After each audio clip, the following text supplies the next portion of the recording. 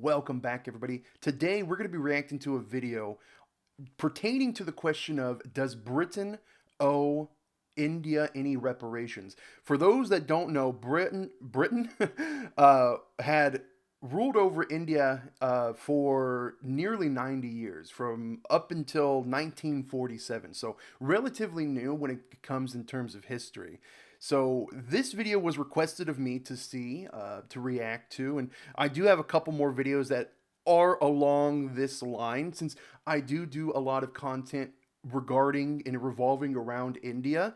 I feel like it's a good idea to see the recent history that led to what India is today. So today's video revolves around Dr. Sashi Tharoor. I believe I'm pronouncing that right. I'm very bad when it comes to pronunciations. And he is going to be talking at the Oxford Union to just explain, I guess, in his words, why Britain owes India some reparations. Let's go ahead and watch it, yeah?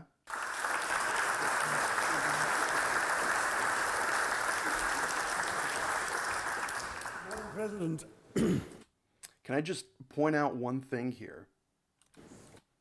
This outfit is great. It's very sleek, it's very clean, very straightforward. I dig the glasses. It's the breakaway glasses. I need to get a pair of those. Those seem pretty cool. Anyways, onwards. and gentlemen, ladies of the House, standing here with 8 minutes in my hands and at this venerable and rather magnificent institution, I was going to assure you that I belong to the Henry VIII School of Public Speaking, that as Henry VIII said to his wives, I shall not keep you long. But now finding myself... That's pretty funny. That's a pretty funny joke there. But now finding myself the seventh speaker out of 8 in what must already seem a rather long evening to you, I rather feel like Henry VIII's last wife. I more or less know what's expected of me, but I'm not sure how to do it any differently.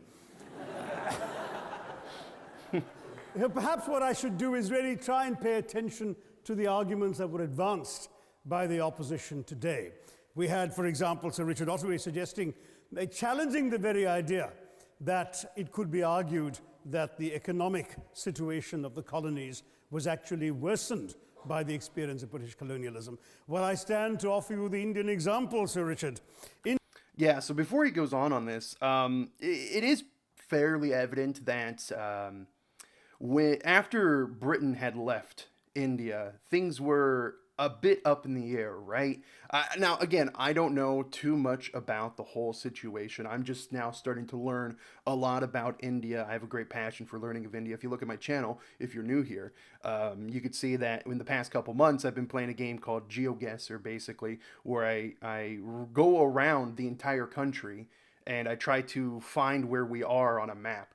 And from what I have seen, no faults at all, I will say, from what I have seen is a lot of areas and regions that clearly there are historical significantly areas, but it just seems that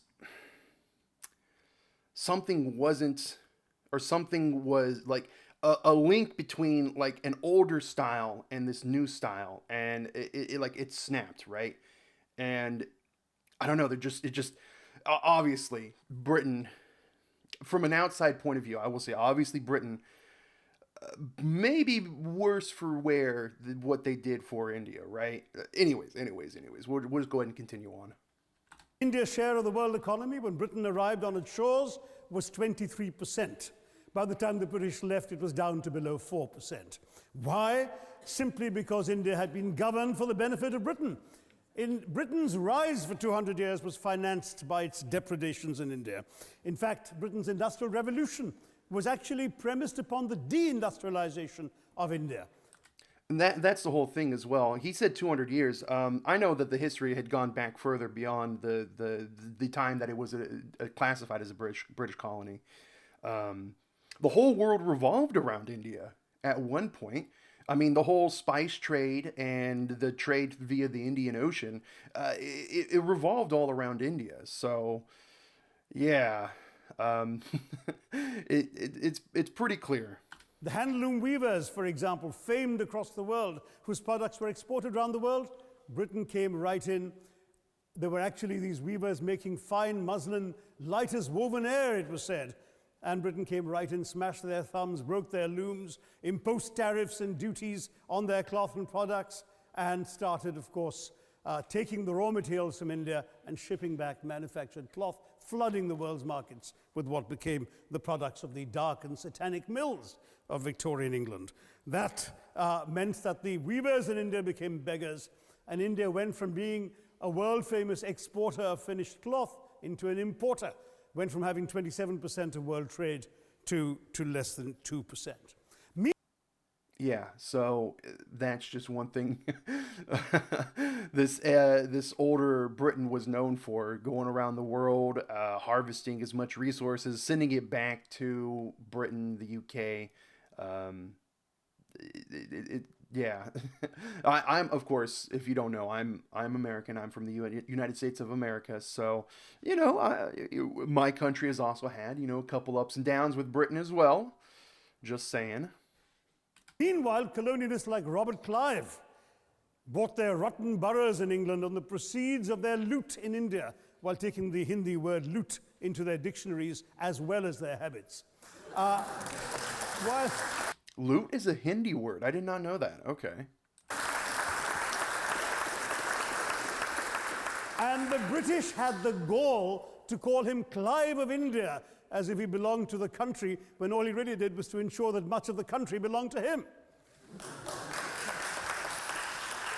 By the end of the 19th century, the fact is that India was already Britain's biggest cash cow, the world's biggest purchaser of British goods and exports, and the source of highly paid employment for British civil servants. We literally paid for our own oppression. Ooh, that's not good. And as has been pointed out, the wealthy Victorian British families that made their money out of the slave economy. 1/5 of the elites of the wealthy class in Britain in the 19th century owed their money to transporting 3 million Africans across the waters. And in fact, in 1833, when slavery was abolished, what happened was that a compensation of £20 million was paid, not as reparations to those who had lost their lives or who had suffered or been oppressed by slavery, but to those who had lost their property. I was struck. Yeah, so the whole slave trade, man, it is pretty rough. It's unfortunate. The history of slavery is very deep and cruel and complex. Yes, Britain did, instigate a slavery trade from Africa to the Americas. It's evident all throughout. I mean, a lot of these European colonies did that as well. The Arabic nations as well had a huge slave trade going across the Sahara Desert. I was watching a video not too long ago where the slave trade that went across the Sahara Desert resulted in only 1 out of 10 potential slaves making it alive. It was so cruel and heart-wrenching. And the same, across the ocean. God, it's truly terrible. It's truly heartbreaking, but that is the nature of man, I guess. But it doesn't make it any better. And then, of course, they paid reparations to those the households that lost slavery. I remember a story. I believe it was an island off of Madagascar, where the owner there, the owners there, it was a French colony, and slavery was abolished, but the owners of the plantations, the owners of the slaves, were the ones that got the money, and they kept it all to themselves. It was, anyways, onwards with this one. Struck by the fact that your Wi-Fi password at this union commemorates the name of Mr. Gladstone, the great liberal hero. Well, I'm sorry, his family was one of those who benefited from this compensation. Yeah, and it's all deeply rooted in these long-running familial bloodlines that hold all the power. Staying with India, between 15 and 29 million Indians died of starvation in British-induced famines. The most famous example, of course, was the Great Bengal Famine during the Second World War, when 4 million people died because Winston Churchill deliberately, as a matter of written minuted policy, proceeded to divert essential supplies from civilians in Bengal to sturdy Tommies and Europeans as reserve stockpiles. He said that the starvation of anyway underfed Bengalis mattered much less than that of sturdy Greeks. This is Churchill's actual quote. And when conscience-stricken British officials wrote to him, pointing out that people were dying because of this decision, he peevishly wrote in the margins of the file, "Why hasn't Gandhi died yet?" Did he seriously say that? Oh my God. What? Okay, so let me just pull up the transcript here. He said 4 million Bengalis died. Oh, wait. Staying with India, between 15 and 29 million Indians. 15 and 29 million. Oh my God. I had no idea. See, the whole when it comes to like Indian history around World War II, I'm unfamiliar with all that. Any of the world wars, I really need to look into India history some more. That's devastating. That's really bad. Famines are always bad. I know when the Communist Party took over China with the Mao Zedong famines, like 400 million Chinese died, caused by the Chinese Communist Party. Any numbers is absolutely atrocious. Died of starvation in Britain. 4 million people. Okay. So it was 15 to 29 million Indians died of starvation, and it was 4 million Bengalis. People died because Winston Churchill deliberately, as a matter of written minuted policy, proceeded to divert it. Conscience-stricken British officials wrote to him, pointing out that people were dying because of this decision. He peevishly wrote in the margins of the file, "Why hasn't Gandhi died yet?" So all notions that the British were trying to do their colonial enterprise out of enlightened despotism to try and bring the benefits of colonialism and civilization to the benighted heathen. I'm sorry, Churchill's conduct in 43 simply one example of many that gave a lie to this myth. As others have said on the proposition, violence and racism were the reality of the colonial experience. And no wonder that the sun never set on the British Empire, because even God couldn't trust the English in the dark. That's a good little line of him. That's a very strong, very powerful saying there. Yeah, it all comes back down to the root of racism, doesn't it? It's just, I am from a very multi-ethnic household. I was raised to the point where color to me doesn't really matter. Like what race you are doesn't matter. It comes down to the character of your person, the character that of you, the actions that you do. So I mean, if this is seriously what Churchill said about India, about its people, about Gandhi, that's just despicable. Let me take World War I as a very concrete example, since the first speaker, Mr. Lee, suggested these things couldn't be quantified. Well, so World War I, I just now recently remembered there was a in one of my previous videos we were in the, what was it, the Iron Gate, I believe. What was it? It was in Delhi. It was a monument to the World War I Indians in World War I, and I had asked, what happened in World War I, and some comments were telling me about India's involvement. So I guess we're gonna hear a little bit more about that. Let me quantify World War I for you. Again, I'm sorry, from an Indian perspective, others have spoken of other countries. 1/6 of all the British forces that fought in the war were Indian. 54,000 Indians actually lost their lives in that war. 65,000 were wounded. Another 4,000 remained missing or in prison.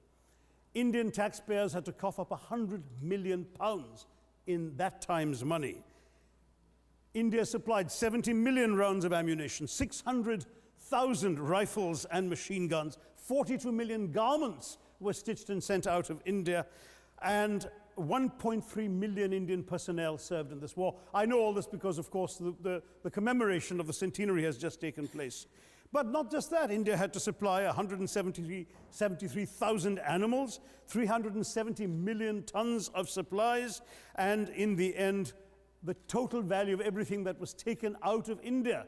India, by the way, suffering from recession at that time and poverty and hunger, was, in today's money, 8 billion pounds. You want quantification? It's available. Wow, 8 billion pounds. That's like, what is that, like 10, 11 million USD? That's billion USD. That's a lot. See, I didn't know any of this. Unfortunately, in the history books over here in the US, you don't really, unless you take like an advanced course or a college level course or something like that, you don't really get this side of history taught to you. So me growing up, in regards to World War I, World War II, the European history on that, it's always been from like an American perspective. So the American numbers, the American cost, the American death toll, yada yada yada, how we were thrust into the conflict. But yeah, even if just based off like the Allies, the Tri-Force of Evil or whatever it was called, the Axis Command or whatever, I don't ever recall hearing about like India's involvement. Very very rarely hear about like Africa's involvement.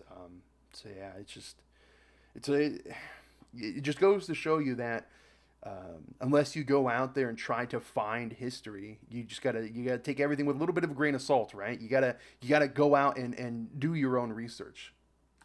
Second World War, it was even worse. 2.5 million Indians in uniform. I won't belabor the point, but of Britain's total war debt of 3 billion pounds in 1945 money, 1.25 billion was owed to India and never actually paid. Somebody mentioned Scotland. Well, the fact is that colonialism actually cemented your union with Scotland. You know, the Scots had actually tried to send colonies out before 1707. They'd all failed, I'm sorry to say. But then, of course, came union, and India was available, and there you had a disproportionate employment of Scots. I'm sorry, Mr. Mackenzie has to speak after me. Engaged in this colonial enterprise as soldiers. He didn't. This guy did not look happy. Where was he? Hold on. It was... This guy looks so angry. Engaged in this colonial enterprise as soldiers, as merchants, as agents, as employees, and the earnings from India is what brought prosperity to Scotland, even pulled Scotland out of poverty. Now that India is no longer there, no wonder the bonds are loosening. Yeah, Scotland wants to break off. Every country wants to leave Britain, I guess. What is still left?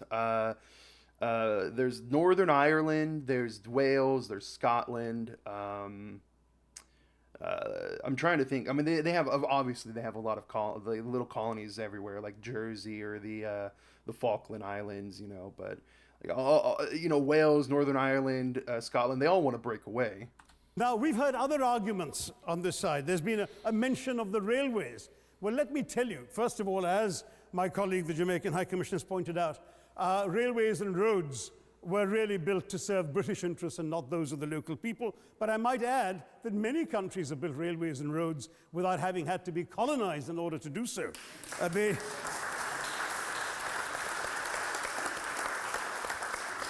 They were designed to carry raw materials from the hinterland into the ports to be shipped to Britain. Yeah, I was going to say, all these things were probably built just to get the materials out so they can get traded elsewhere. And the fact is that the Indian or Jamaican or other colonial public, their needs were incidental. Transportation, there was no attempt made to match supply to demand for mass transport, none whatsoever. Instead, in fact, the Indian railways were built with massive incentives offered by Britain to British investors, guaranteed out of Indian taxes paid by Indians, with the result that you actually had 1 mile of Indian railway costing twice what it cost to build the same mile in Canada or Australia, because there was so much money being paid in extravagant returns. Britain made all the profits, controlled the technology, supplied all the equipment, and absolutely all these benefits came as private enterprise, British private enterprise, at public risk, Indian public risk. That was the railways as an accomplishment. We're hearing about aid. I think it was again Sir Richard Ottaway who mentioned British aid to India. Well, let me just point out that British aid to India is about 0.4% of India's GDP. The government of India actually spends more on fertilizer subsidies, which might be an appropriate metaphor for that argument. If I may point out as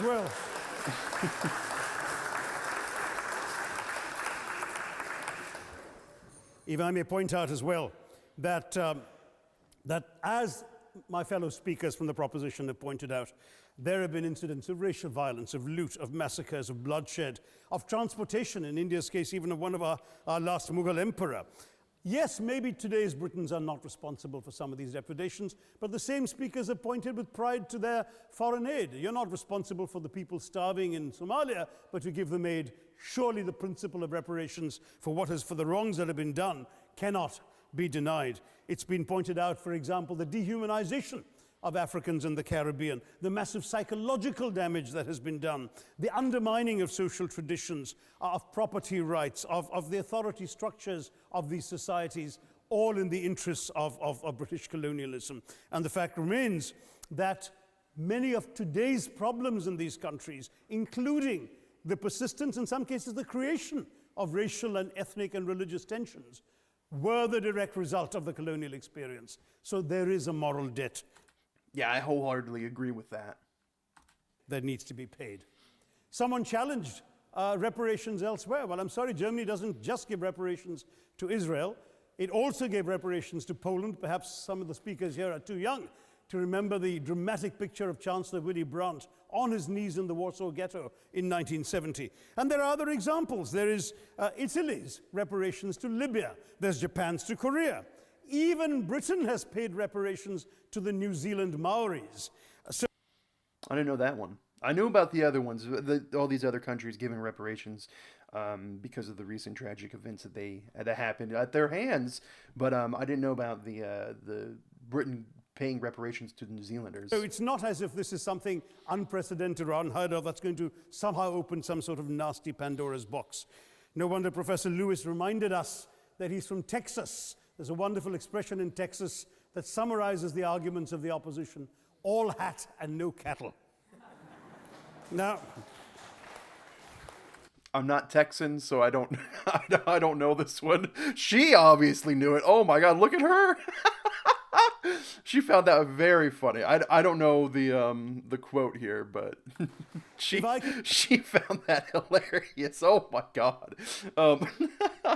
Okay. Let's go back. Just quickly look through the other notes I was scribbling while they were speaking. There was reference to democracy and rule of law. Let me say with the greatest possible respect, it's a bit rich to oppress, enslave, kill, torture, maim people for 200 years and then celebrate the fact that they're democratic at the end of it.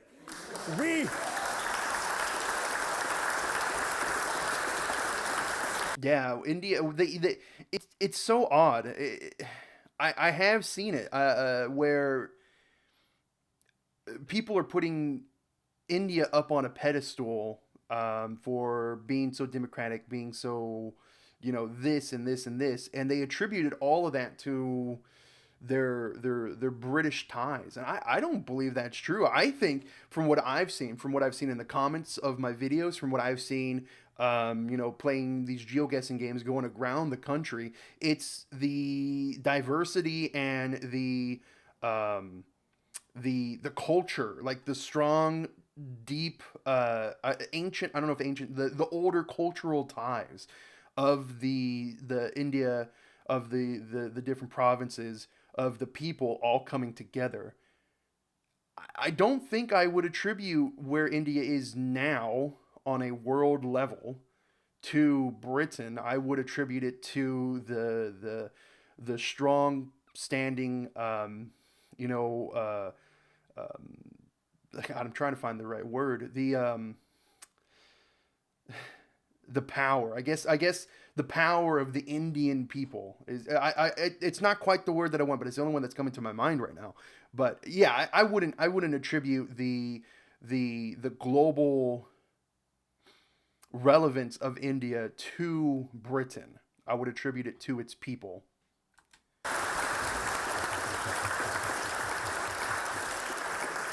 We were denied democracy, sir. We had to snatch it, seize it from you. With the greatest reluctance, it was conceded in India's case after 150 years of British rule, and that too with limited franchise. Yes, indeed, ma'am. The opposition spoke quite highly of Greek and Athenian democracy on which the West should pride itself, and spoke of liberty and equality in that same name. The Athenian democracy was only functioning because of the slave society on which it was built. That's the nature of colonisation. All right, I don't think that needs contradiction, not from me at any rate. Yeah. But if I may just point out, I think the argument made by a couple of the speakers, the first speaker, Mr. Lee in particular, conceded all the evil atrocities of colonialism, but essentially suggested that reparations won't really help. They won't help the right people. They'll be used as a propaganda tool. They'll embolden people like Mr. Mugabe. It's always nice how in the old days Reparations are a really tough thing to wrap your head around. There's a huge talk right now in the U.S. for reparations against the families of former slaves. So it's.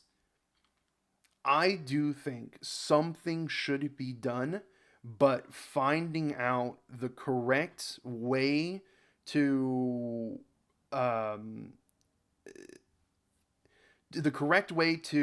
give back, to try to atone for the atrocities, it's very, very difficult. Especially in a country like the U.S., where it's so culturally diverse, and so many people from, and I understand this is not in relation to India, but for the U.S., when in regards to reparations, it's so culturally diverse that it's hard to say, okay, who are you taking the money from? Are you just taking it from the government? Are you taking it from this group of people and giving it to that group of people? What exactly is going on? So like myself, my dad's side of the family, I came from Mexico, and from Mexico, of course, came from Spain. But I am the first on my dad's side of the family to be born in the U.S.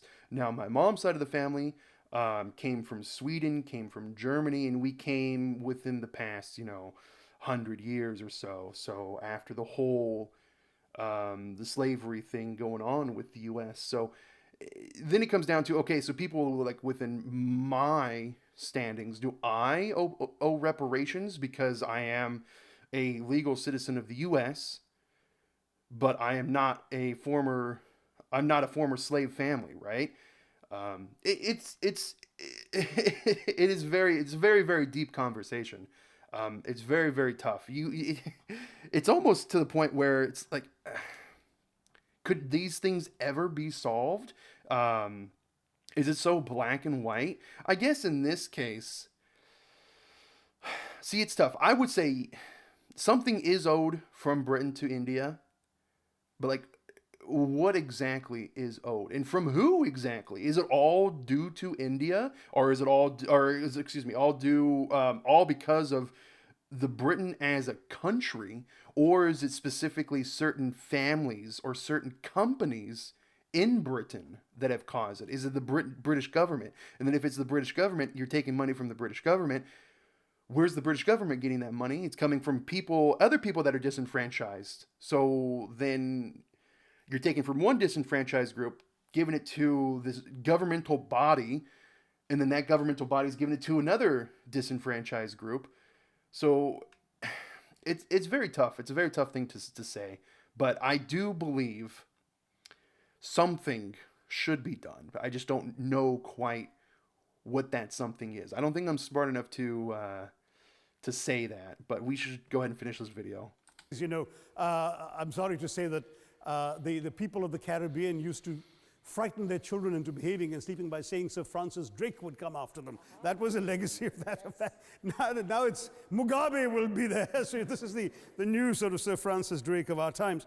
The fact is very simply, sir, that we are not talking about reparations as a tool to empower anybody. They're a tool for you to atone for the wrongs that have been done. And see, just what I was saying, the atonement for the atrocities. So he's on the right. I mean, I'm on the same track as him, I feel.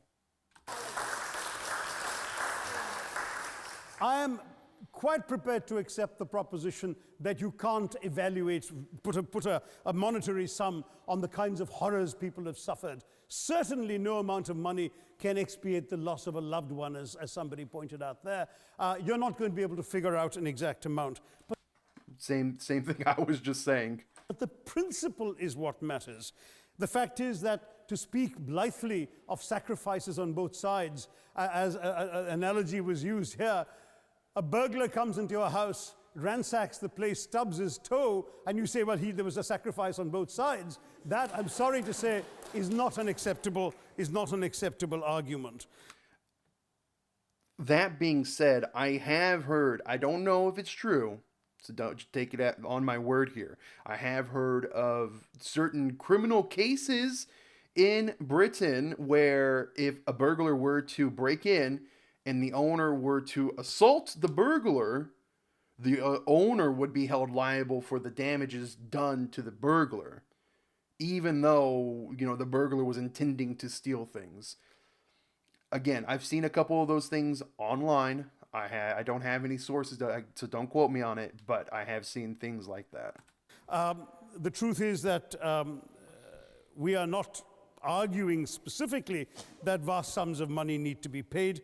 The proposition before this House is the principle of owing reparations, not the fine points of how much is owed, to whom it should be paid.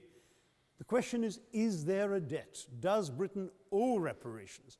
As far as I'm concerned, the ability to acknowledge a wrong that has been done, to simply say sorry, will go a far, far, far longer way than some percentage of GDP in the form of aid. What is required, it seems to me, is accepting the principle that reparations are owed. Personally, I'd be quite happy if it was £1 a year for the next 200 years after the last 200 years of Britain and India. Thank you very much, Madam President. I would agree. Yeah, he was a very strong speaker. I'm going to go ahead and let this play off here. Okay. Yeah, I wholeheartedly agree. He's a very, very strong speaker. And I do agree with him on a lot of these things. Basically all of it.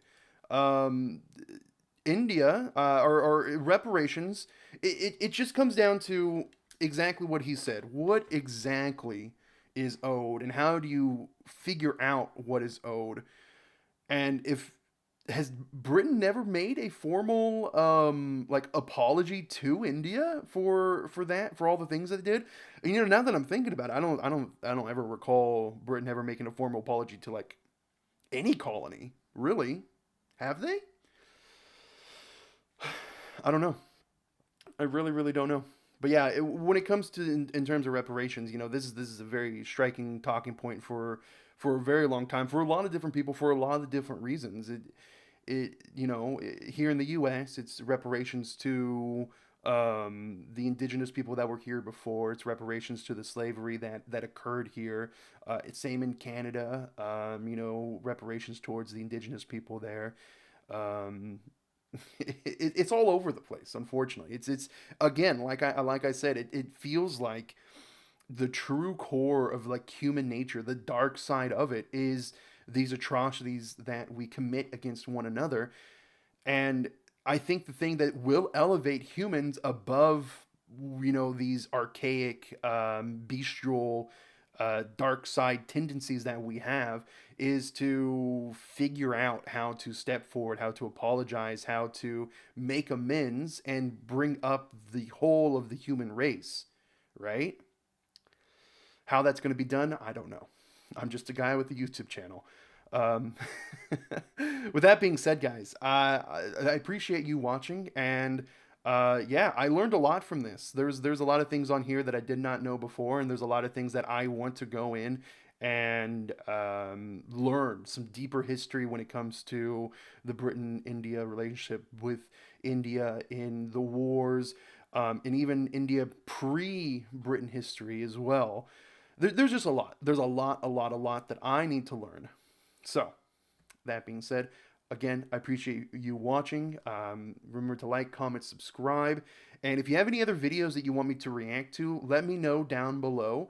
And I will try to do these reaction videos every now and then. I'm not going to turn my entire channel into a reaction channel, but I do feel like sometimes these become very important, right? Like, for a better understanding, a better grasp of what I'm doing on this channel, which is exploring geography, talking about history, talking about culture, I feel like I need to react to these sort of videos. So, take care, everybody. Hope you have a good one. See you later. Goodbye.